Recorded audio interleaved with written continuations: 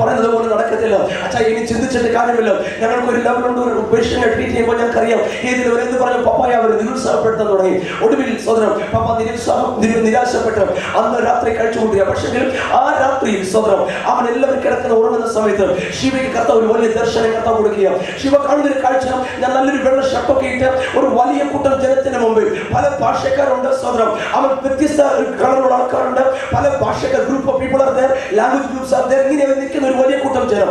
അവരുടെ നടുവിൽ നിന്നുകൊണ്ട് ഞാൻ വചനം സംസാരിക്കുന്നത് ശിവ കാണുക സോദരം. ഒരു 10-15 മിനിറ്റോടെ കർത്താവ് സ്ക്രീനിൽ കൂടെ കാണിക്കുന്നത് പോലെ ശിവ കർത്താവ് ഇങ്ങനെ കാണിച്ചുകൊണ്ടേയിരുന്നു സോദരം. അവസരം പെട്ടെന്ന് പുള്ളിക്കാരൻ ഞെട്ടി ഉണർന്നു. ഇത് കണ്ടു കഴിഞ്ഞപ്പോഴേക്കും സോദരം വേഗത്തിൽ ശിവ രാവിലെ എഴുന്നേറ്റപ്പോഴേക്കും പപ്പയുടെ വേഗത്തിൽ എന്ന് പറയും, പപ്പ ഇന്നലെ രാത്രി കർത്താവിന്റെ ഒരു ദർശനം കാണിച്ചു.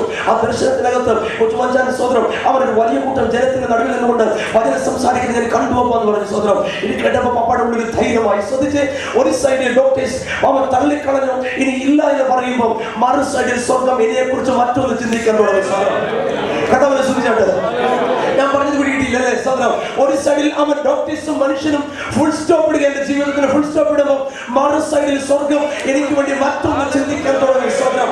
ഇത് രാത്രി ഇവിടെ ഇരിക്കുന്ന നിങ്ങളോട് കർത്താവ് പറയുന്നു, അവൻ നിന്റെ ജീവിതം ഇതോടെ തീർന്നെന്ന് ശത്രു വാദിക്ക് നടത്തുന്നെ നിനക്ക് വേണ്ടി പുതിയതൊന്നും ചെയ്യുവാൻ ഉന്നതനായ കർത്താവ് ഈ രാത്രിയുടെ വ്യാപരിക്കുന്നുണ്ട്. ഞങ്ങളെ പട്ടിയ കർത്താവ്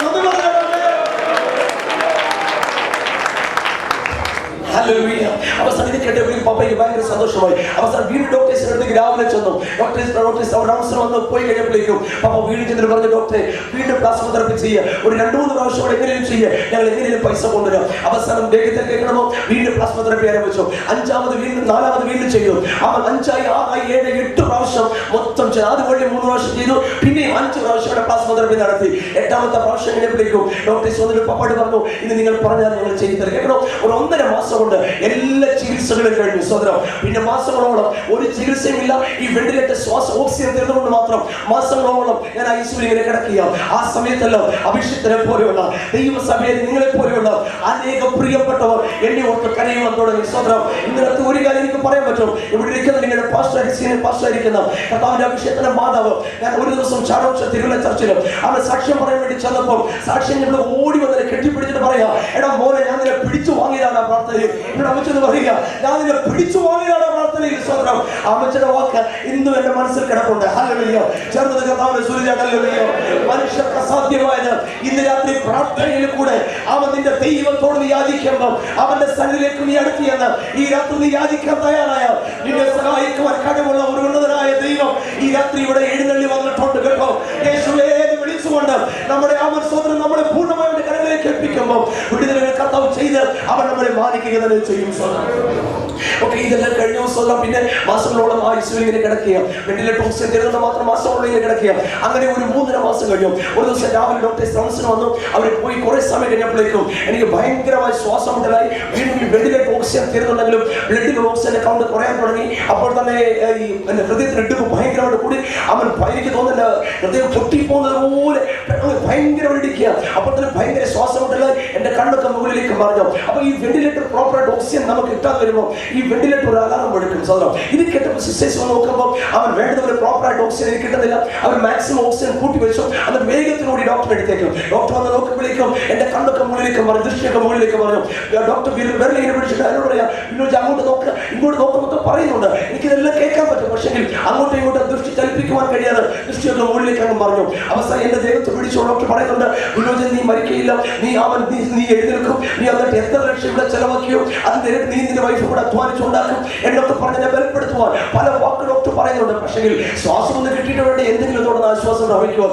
അവസാനം കുറെ നേരം കഴിയുമ്പോഴേക്കും അവർ ചെയ്യാവുന്ന കാര്യങ്ങളെല്ലാം ചെയ്തതിനു ശേഷം അവർ ഐസിയുടെ തൊട്ടടുത്ത് ചെറിയ ലോബി ഉണ്ടോ അവിടേക്ക് ഡോക്ടർ അവർ എന്റെ ഫയൽ എടുത്തുകൊണ്ട് സിസ്റ്ററോട് സംസാരിച്ചുകൊണ്ട് വേറെ ഒന്നും ഡോക്ടേഴ്സോട് അവരോട് അങ്ങോട്ട് നീങ്ങി പറഞ്ഞു പോവുകയാണ്. അപ്പോൾ ഇവരിങ്ങനെ ശബ്ദം വഴി അകന്ന് പോകാൻ തുടങ്ങിയപ്പോൾ എന്റെ ഉള്ളിൽ വെച്ചത് കർത്താവേ ഈ ലാസ്റ്റ് നിമിഷത്തിൽ ഈ ഡോക്ടേഴ്സിനെ ഇട്ടിട്ട് പോവാണല്ലോ എന്നിങ്ങനെ ചിന്തിക്കുന്ന സമയത്ത് എന്റെ 20ാമത്തെ വയസ്സിൽ ഞാൻ സ്നാനപ്പെടുന്ന സമയത്ത് കർത്താവിനെ കേട്ടുവെച്ച ഞാൻ സ്നാനപ്പെടുന്നതിന് വേണ്ടി കർത്താവിനെ ഒരുക്കപ്പെടുന്ന സമയത്ത് അവന്റെ ശബ്ദം എന്റെ കാതിൽ കേട്ടത് എനിക്ക് ഒരു ഓർമ്മയുണ്ട്.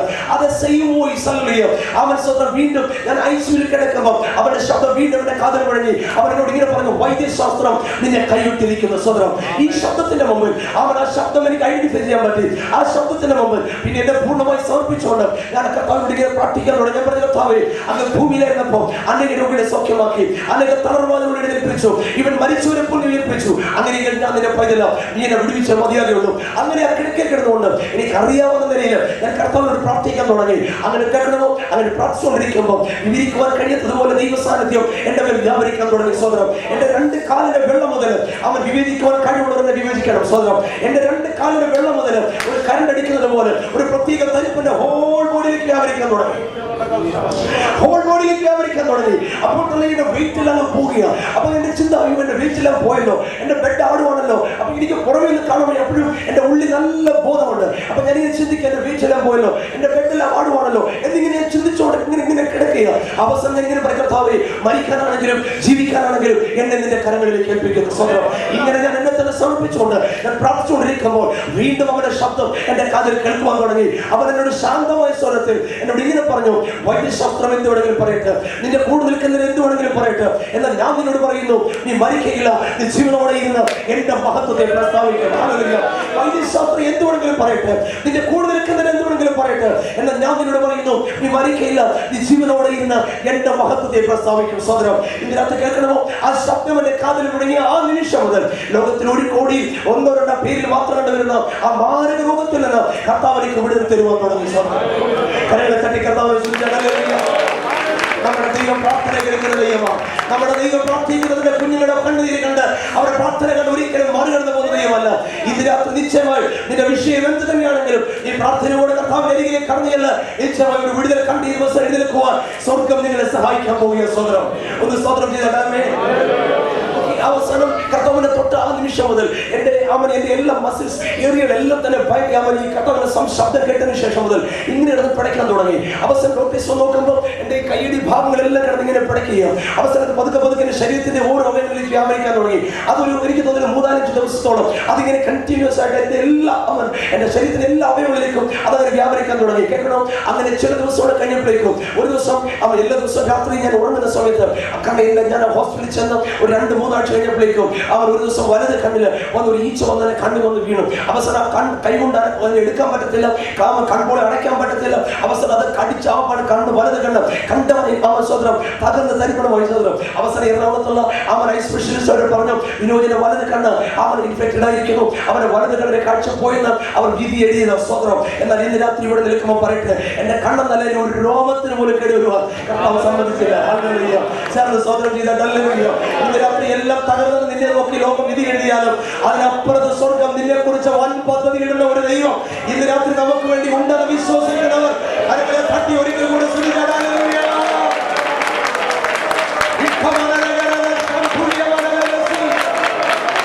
ഈ അന്തരിച്ചെന്ന് പറയുന്നിടത്ത് തന്നെ നിന്നെ ഉദിപ്പിക്കുവാൻ കഴിവുള്ള ഒരു ഭയങ്കരനായ ദൈവം, ഒരു വലിയ ദൈവം ഇന്ന് രാത്രി നമുക്ക് വേണ്ടി ഇവിടെ വ്യാപരിക്കുകയാണ്. ഹല്ലേലൂയ. ചുരുക്കി പറയട്ടെ, സമയം പോയല്ലോ. ഒടുവിൽ എന്താ സംഭവിച്ചതറിയാമോ? അവസാനമൊക്കെ 4.5 മാസമായപ്പോഴേക്കും വേഗത്തിൽ കഷൂട്ട് ചെയ്ത് സമയം പോയതുകൊണ്ട് 4.5 മാസമായപ്പോഴേക്കും എന്റെ വെന്റിലേറ്റർ സ്വന്തം കർത്താവിന്റെ ശരീരത്തിലെല്ലാം മൂവ്മെന്റ്സ് ആരംഭിച്ചു. ഈ വിറയിൽ പതുക്കെ അവൻ പതുക്കെ ശരീരത്തിൽ ഓരോ അവങ്ങൾ ചലിക്കാൻ തുടങ്ങി. അവസാനം ഈ വെന്റിലേറ്റർ അവർ പതുക്കെ അവൻ ശ്വാസം ഓക്സിജൻ പതുക്കെ കുറയ്ക്കാൻ തുടങ്ങി. ഒരു വീടിന് ഒരു പ്രത്യേക പ്രോസസ്സിൽ കൂടെ കയറ്റി വിട്ടുകൊണ്ട് നമ്മളെ വീണ്ടും ശ്വസിക്കാൻ പഠിപ്പിക്കും. സ്വതന്ത്രം ശ്വസിക്കാൻ നമുക്ക് അറിയത്തില്ല, നമ്മൾ ശ്വാസം എടുത്ത് പഠിക്കണം. പിന്നെ ആ പ്രോസസ്സിൽ കൂടെ കയറ്റി വിട്ടാൽ നമ്മളെ ആ ഒരു പക്ഷെ അത് ഭയങ്കര ബുദ്ധിമുട്ടാണ്. നമ്മൾ വിചാരിക്കും നമ്മൾ ചത്തുപോകുന്നതാണ്. അവരതുപോലെ ഓക്സിജൻ കുറച്ച് വയ്ക്കും. നമ്മൾ കിടന്ന് അത്രപ്പെട്ട് വലിക്കുക. അങ്ങനെ വലിക്കുന്നതിനനുസരിച്ച് മാത്രമേ ഈ റെസ്പിറേറ്ററി മസിൽസ് വീണ്ടും ഡെവലപ്പ് ആയി വരത്തുള്ളൂ. സ്വതന്ത്രം. Okay, hallelujah.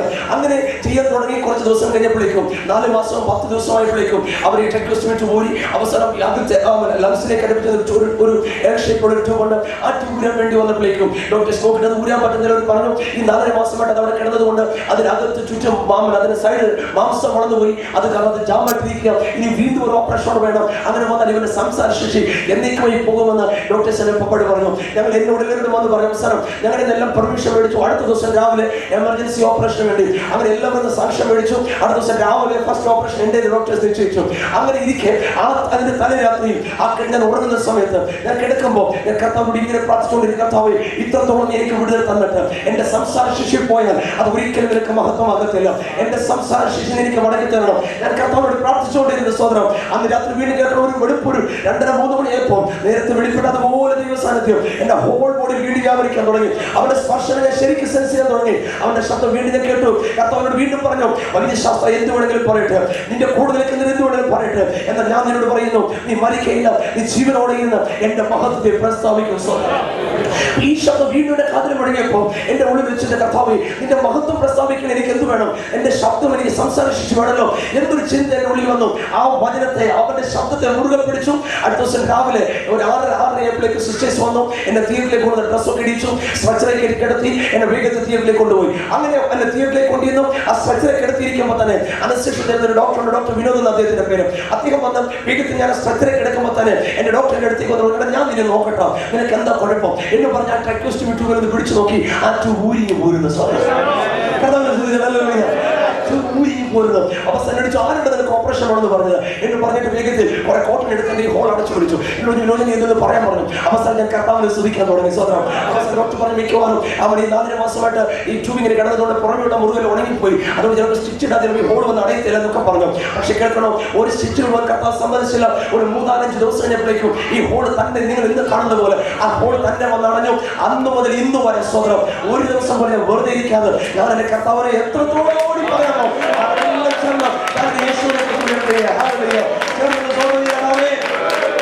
ഈ രാത്രി ആ കർത്താവ് നിങ്ങൾക്ക് വേണ്ടി ഒരു വലിയ കാര്യം ചെയ്യുവാൻ അവർ സർവശക്തനായ കർത്താവ് സോദരം. അവസാനത്തെ സംഭവിച്ച സമയം പോയല്ലോ, ഡിസ്ചാർജിന് വേണ്ടി തയ്യാറായി.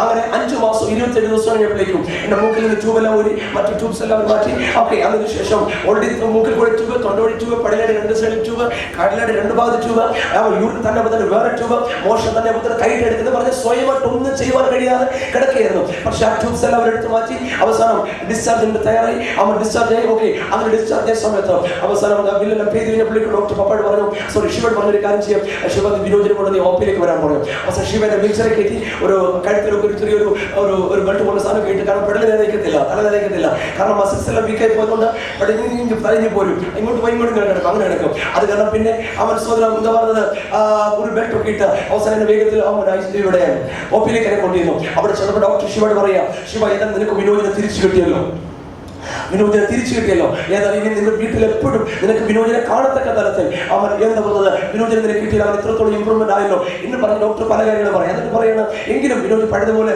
ഓടാനോ ചാടാനോ എഴുതാനോ വായിക്കാനോ ഒക്കെ വലിയ ബുദ്ധിമുട്ടായിരിക്കും. ചില അവയവങ്ങൾ പഴയതുപോലെ തിരിച്ച് അവൻ ആ ഇമ്പ്രൂവ്മെന്റ് ലെവലിൽ കയറി വരണമെന്നില്ല, ഇമ്പ്രൂവ് ചെയ്യണമെന്നില്ല എന്നൊക്കെ പറഞ്ഞ് ഡോക്ടർ പറയുമ്പോൾ ഞാൻ തിരിച്ചിട്ട് കേട്ട് കഴിഞ്ഞപ്പോഴേക്കും എന്റെ ഉള്ളിൽ ഒരു പബ്ലിക്, ഹല്ലേലൂയ, എന്റെ അകത്ത് കർത്താവ് പറ എന്ന് പറഞ്ഞ പബ്ലിക് എന്റെ അകത്ത്.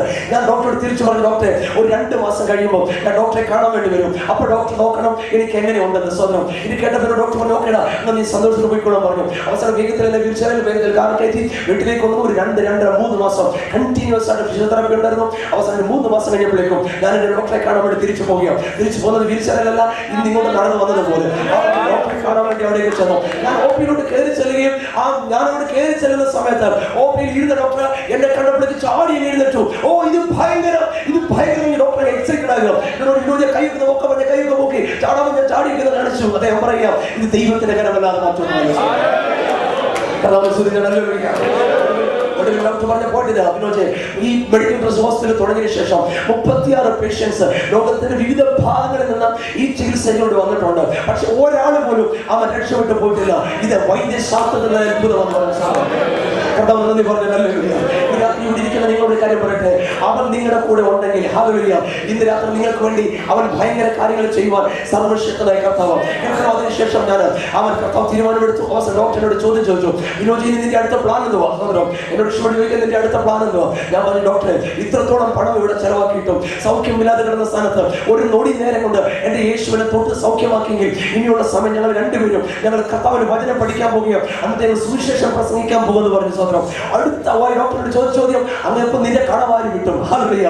ഡോക്ടർ ചോദിച്ചത് അപ്പൊ നിന്റെ കടം ആര് കിട്ടും? ഹല്ലേലൂയ. ഞാൻ ഇങ്ങനെ കൈ കാണിച്ചു, ഒന്നും പറഞ്ഞില്ല, ഇങ്ങനെ കൈ കാണിച്ചു. ഇന്ന് രാത്രിയോടെ നിൽക്കുമ്പോൾ പറയട്ടെ, എന്റെ കർത്താവിന്റെ കുടുംബത്തിൽ എന്റെ ജീവിതത്തിൽ ഉണ്ടാകുന്ന ബന്ധനങ്ങളെ അടത്തിനെ കെട്ടുകളെ പൊട്ടിച്ചു. അവൻ എന്റെ കൃപയാൽ അവൻ ഞങ്ങളെ അനുഗ്രഹിച്ചുകൊണ്ടിരിക്കുക. ചേർന്ന് കർത്താവിനെ സ്തുതിച്ച് ഞാൻ എന്റെ വാക്കുകളോട് നിർത്തുകയെ സ്വതന്ത്രം. അങ്ങനെ ഒടുവിൽ ഞാൻ മടക്കാലയിലേക്ക് പോയി. കർത്താവിന്റെ കൃപ ലാസ്റ്റ് ഏപ്രിൽ ഞാൻ എന്റെ മടക്കാല ഫെയ്ത്ത് തിയോളജി സെമിനാറിൽ നിന്ന് ഇപ്പോൾ പുതിയ നിയമത്തിൽ മാസ്റ്റേഴ്സ് ബിരുദം കരസ്ഥമാക്കുവാൻ MD കരസ്ഥമാക്കി കർത്താവ് അനുവദിച്ചാൽ അടുത്ത വർഷം ഞാൻ PhD ചെയ്യാൻ ആഗ്രഹിക്കുന്നു. എന്റെ ഡോക്ടർ സോളി എന്നെ ഈ വർഷം വിളിച്ചു, വിനോദ് ഈ വർഷം വരാൻ പറഞ്ഞു. പക്ഷെ കർത്താവ് അനുവദിച്ചാൽ അടുത്ത വർഷം ഞാൻ ആഗ്രഹിക്കുന്നു നിങ്ങളെ ഓർത്ത് പ്രാർത്ഥിക്കണം. ഓക്കെ, ഞാൻ വന്ന് വായിച്ച വാക്കുകളെന്ന് പറയട്ടെ. അവിടെ പറയുന്നു, നിങ്ങളുടെ ഹൃദയത്തിൽ ആരെങ്കിലും സംശയിക്കാതെ വിശ്വസിച്ചുകൊണ്ട് ഈ മലയോട് ചാടി കടലിലേക്ക് പോകുമെന്ന് പറഞ്ഞാൽ അവൻ പറഞ്ഞതുപോലെ സംഭവിക്കുമെന്ന് സത്യമാണ് ഞാൻ നിങ്ങളോട് പറയുന്നു സഹോദരൻ. അതിനകത്ത് കർത്താവിനെ കാണിച്ച് 4 വെളിപ്പാടൊന്ന് വേഗത്തിൽ കമ്പി വാചകം പോലെ പറഞ്ഞ് നിങ്ങൾക്ക് വേണ്ടി പ്രാർത്ഥിക്കാം. ഒന്ന്, നിങ്ങളുടെ ജീവിതത്തിൽ നിൽക്കുന്ന പ്രതിസന്ധിയുടെ നടുവിൽ, പ്രശ്നങ്ങളുടെ നടുവിൽ നിങ്ങൾക്ക് അതിനെ ജയിക്കണമെങ്കിൽ ഒന്നാമതായി നിങ്ങളുടെ ഉള്ളിൽ ഈ വെളിപ്പാടുണ്ടായിരിക്കണം. Have Jesus inside consciousness. Hallelujah. യേശു നിങ്ങളുടെ ഉള്ളത്തിലുണ്ടെന്ന്, നിന്റെ ജീവിതത്തിലുണ്ടെന്ന്, നിന്റെ അധ്യായത്തിലുണ്ടെന്നുള്ള ഉറപ്പ് നിങ്ങൾ ഇന്ന് രാത്രി പ്രാപിച്ചിരിക്കണം. നമ്പർ 2, ഹല്ലേലൂയ, അവിടെ കർത്താവ് പിന്നെ പറഞ്ഞൊരു കാര്യം, നിങ്ങൾ ആരെങ്കിലും ഹൃദയത്തിൽ സംശയിക്കാതെ ഈ മലയോട് ചാടി കടലിലേക്ക് പോകുമെന്ന് പറഞ്ഞാൽ പറഞ്ഞതുപോലെ സംഭവിക്കും എന്ന് പറഞ്ഞതിന്റെ അർത്ഥമല്ലോ എന്ന് പറഞ്ഞാൽ അവൻ എന്ന് പറയാം, നീ പറയുമ്പോൾ തന്നെ നിന്റെ മുമ്പിൽ നിൽക്കുന്ന പ്രതികൂലം മാറേണ്ടതിന്, നീ ഒരു വാക്ക് കൽപ്പിക്കുമ്പോൾ അത് മാറി പോകേണ്ടതിന് എന്തെല്ലാം ചെയ്യണമോ അതെല്ലാം ഞാൻ ചെയ്തു കഴിഞ്ഞിരിക്കുക. ഈ രാത്രി പറയട്ടെ, 2000 വർഷങ്ങൾക്ക് മുമ്പ് നമ്മുടെ കർത്താവ് നമുക്ക് വേണ്ടി ചെയ്യേണ്ടതെല്ലാം അവൻ ക്രൂശിൽ ചെയ്തിട്ട് അവൻ ഉറപ്പ് വിളിച്ചു പറഞ്ഞു, ഇറ്റ് ഈസ് ഫിനിഷ്ഡ്. ഹല്ലേലൂയ. സകലതും നിവൃത്തിയായി. സഹോദരം, അങ്ങനെയെങ്കിൽ ഇന്ന് രാത്രി നിന്റെ വിഷയമായി നീ അവന്റെ അടിയിലേക്ക് ചെല്ലുമ്പോൾ അവൻ നിന്റെ ഉള്ളിൽ ഉണ്ടായിരിക്കേണ്ട രണ്ടാമത്തെ വെളിപ്പാട്, എന്റെ ഇന്ന് ഞാൻ അനുഭവിക്കുന്ന വിഷയത്തിന് വേണ്ടി എന്തെല്ലാം എന്റെ കർത്താവ് ചെയ്യണമോ അത് അവൻ 2000 വർഷങ്ങൾക്ക് മുമ്പ് ചെയ്ത് കഴിഞ്ഞിരിക്കുന്നത് കൊണ്ട് ഞാനത് സ്തോത്രത്തോടെ റിസീവ് ചെയ്താൽ മതി. സഹോദരം, അതുകൊണ്ട് രണ്ടാമത് കർത്താവ് പറഞ്ഞത് ഹാവ് ഓൾഡ് കോൺഷ്യസ്നസ്. ഹല്ലേലൂയ. സകലതും കർത്താവ് നമുക്ക് വേണ്ടി നിവർത്തിച്ചിരിക്കുന്നു എന്ന വെളിപ്പാട് നിങ്ങളുടെ ഉള്ളിൽ ഉണ്ടായിരിക്കണം. സഹോദരം, മൂന്നാമതായി കർത്താവിനോട് പറഞ്ഞു ഹാവ് അതോറിറ്റി കോൺഷ്യസ്നസ്. ഹല്ലേലൂയ. നിങ്ങൾക്ക് സ്വർഗ്ഗം, നാം അവന്റെ മക്കളായതുകൊണ്ട്, നാം യേശുവിന്റെ മക്കളായതുകൊണ്ട് അവന്റെ നാമത്തിലുള്ള ഒരു അധികാരം ഇന്ന് രാത്രി ദൈവസഭയ്ക്കുണ്ടെന്ന് നിങ്ങൾ തിരിച്ചറിഞ്ഞാൽ നിങ്ങൾ കൽപ്പിക്കുന്ന മണ്ഡലത്തിൽ മിറക്കിൾ നടക്കുക തന്നെ ചെയ്യും. നിന്റെ കുടുംബത്തിന്റെ മണ്ഡലത്തിൽ ശത്രു വച്ചിരിക്കുന്ന മുഖക്കൈകൾ ഒടിഞ്ഞു പോകണമെങ്കിൽ ഇന്ന് രാത്രി യേശുവിന്റെ നാമത്തിൽ ശരീരമായ സഭയ്ക്ക് തന്നിരിക്കുന്ന അധികാരം തിരിച്ചറിഞ്ഞുകൊണ്ട് നീ ഒരു വാക്ക് കൽപ്പിച്ചാൽ miracle will be happen. Hallelujah. അത്ഭുതം നടക്കുക തന്നെ ചെയ്യും. ഫൈനലി നാലാമതായി കർത്താവ് പറഞ്ഞു, ഓക്കെ, അപ്പോൾ ഒന്ന് hallelujah have Jesus inside consciousness. Hallelujah. കർത്താവ് നമ്മുടെ ഉള്ളിലുണ്ടെന്നുള്ള ബോധം. 2, ഹല്ലേലൂയ ഹാവ് ഓൾഡ് കോൺഷ്യസ്നസ്. സകലതും കർത്താവ് നമുക്ക് വേണ്ടി നിവർത്തിച്ചിരുന്ന ബോധം. മൂന്നാമതായി പറഞ്ഞു ഹാവ് അതോറിറ്റി കോൺഷ്യസ്നസ്. അധികാരം ദൈവസഭയ്ക്കുണ്ടെന്നുള്ളത് നിങ്ങൾ മറന്നു പോകരുത്. ഫൈനലി നാലാമത് ഹാവ് ആൻസർ കോൺഷ്യസ്നസ്. ഹല്ലേലൂയ. ഉത്തരം ലഭിക്കും എന്ന ഉറപ്പ്. ഹല്ലേലൂയ. ഇതിന്റെ പിതാവിനോട് അബ്ബാ പിതാവിനെ വിളിച്ചുകൊണ്ട് പുത്രന്റെ നാമത്തിൽ കൃപാസനത്തിലേക്ക് ചെല്ലുമ്പോൾ നീ ചോദിക്കുന്ന വിഷയത്തിന് ഉത്തരം കിട്ടുമെന്ന് ഇന്ന് രാത്രി ഉറപ്പുണ്ടെങ്കിൽ നിശ്ചയമായി നിങ്ങൾ ജയാളികളാകുക. നിങ്ങൾ ചെന്ന് പിന്നെ ബെക്കിയേണ്ട ആവശ്യമില്ല. ധൈര്യത്തോടെ കൃപാസനത്തിലേക്ക് ചെന്ന് ധൈര്യത്തോട് ചെന്ന് അബ്ബാ എന്ന് വിളിച്ചുകൊണ്ട് ചെന്ന് നിന്റെ വിഷയത്തിന് വിടുതൽ പ്രാപിക്കുവാൻ കർത്താവ് നമ്മെ സഹായിക്കട്ടെ. ആകെ കർത്താവിന്റെ കരങ്ങളിലേക്ക് ഏൽപ്പിക്കാം. ഒരു നിമിഷം നമുക്ക് എല്ലാവർക്കും എഴുന്നേൽക്കാം. ഹല്ലേലൂയ.